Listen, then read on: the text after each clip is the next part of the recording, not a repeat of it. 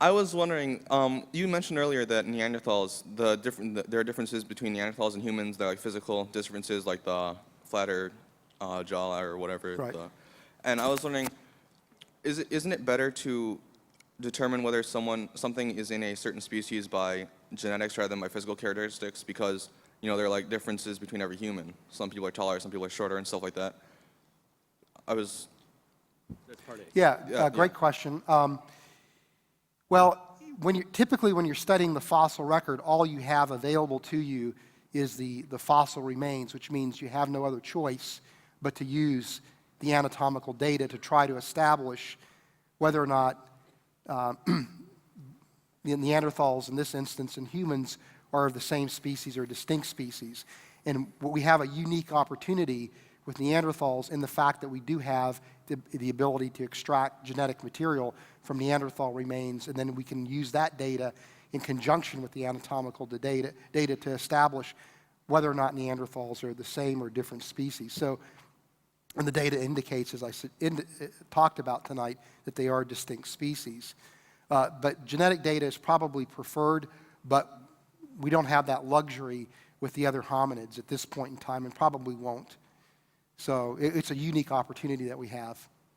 Okay. Well then, if you're judging by physical appearances only because you don't have genetic data, wouldn't it be jumping to extreme conclusions to assume that because of physical similarities you are taking a step up, like evolving from one thing to another, just because of physical similarities, because there are physical similarities in everything? Yeah, but you also are able to see as well physical differences. And so the question is the difference significant enough to warrant the separate classification or the classification as a separate species? But in addition to just the anatomical data, there's other data that you can access from the fossil remains, and that's the developmental patterns as well. And so, for example, there's been some very good work done on Homo erectus, looking at its developmental patterns. What anthropologists do is they look at the pattern of tooth eruption, and the tooth eruption pattern tells you how old the individual was, whether it was an adult or whether it was a juvenile. And then you can also look at tooth wear to also get an estimate of age at the time of death.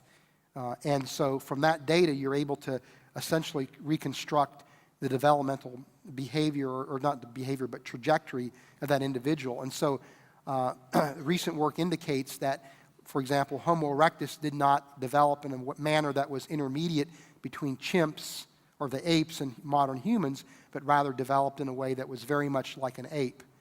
And so that's another piece of data that you could bring to bear in addition to the anatomical data that would tell you that Homo erectus is likely not the same species as modern humans. So you're using all the data that you have to bear, and you're trying to draw the best conclusions you can from the data. But it doesn't mean that you can necessarily always draw extremely sound conclusions. But that's a problem not only for us, but for evolutionists as well, looking at the fossil record. It's a problem everybody has to deal with.